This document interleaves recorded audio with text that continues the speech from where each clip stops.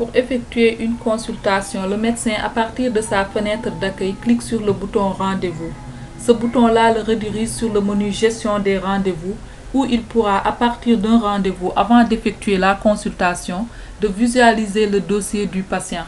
Et pour visualiser le dossier du patient, il clique sur le bouton Dossier, qui va l'afficher l'ensemble des consultations qu'il a effectuées sur ce patient.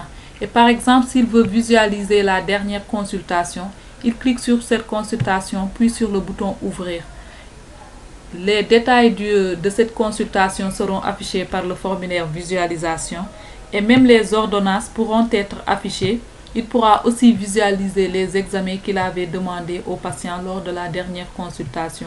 Une fois qu'il a visualisé tous ces détails, il peut revenir au menu Rendez-vous en cliquant sur le bouton Quitter. Une fois sur les rendez-vous du jour, il peut maintenant effectuer sa consultation en cliquant sur le bouton Consultation. Il a la possibilité de saisir les plaintes du patient. Supposons que le patient se plaint de maux de tête, par exemple. Il remplit le champ HDM, le champ examen clinique, le champ diagnostic, par exemple paludisme. Il a la possibilité aussi de prescrire l'ordonnance du patient directement à partir de ASPA. Et là, il n'aura pas besoin de saisir les coordonnées du patient. L'application les intègre directement et la date du jour. Donc lui, il n'aura juste qu'à saisir l'ordonnance à prescrire. Une fois que cette ordonnance saisie, il a aussi la possibilité à partir du bouton Imprimer d'imprimer l'ordonnance du patient. Et puis il clique sur le bouton Valider pour valider cette ordonnance-là afin de l'enregistrer dans notre base de données.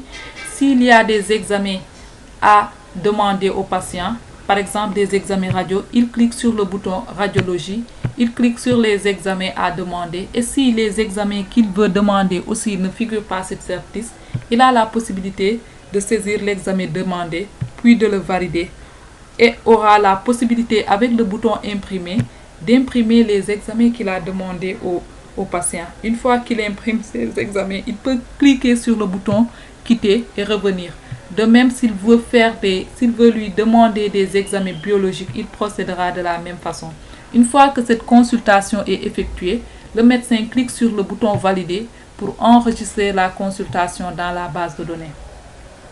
Une fois que la consultation de André est terminée, si André doit être retenu à l'hôpital pour une hospitalisation, le médecin va cliquer sur le bouton Hospitalisation afin d'inscrire le traitement de André sur le formulaire de traitement. Une fois que ce traitement est inscrit, il clique sur le bouton Valider. Le traitement est bien enregistré dans la base de données.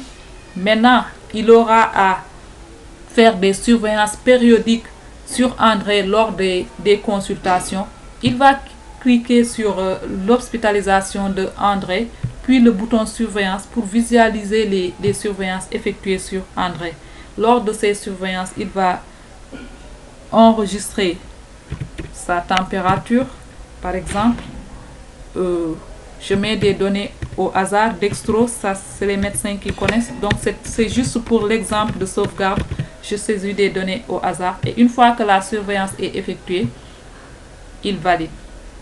Quand il valide la surveillance de André, il peut revenir sur le bouton Hospitalisation pour effectuer une autre surveillance sur André. Il clique juste sur l'hospitalisation de André. Maintenant, s'il veut visualiser l'ensemble des surveillances qui ont été effectuées sur André, il va cliquer sur le bouton Visualisation qui va lui afficher toutes les surveillances qui ont été faites et même l'heure où les surveillances ont été faites. Et pour consulter un patient suivant, il n'aura juste qu'à cliquer sur le bouton Rendez-vous afin de revenir sur la liste des rendez-vous du jour et effectuer le rendez-vous suivant. Voilà grosso modo pour le menu gestion, pour le module gestion de la consultation.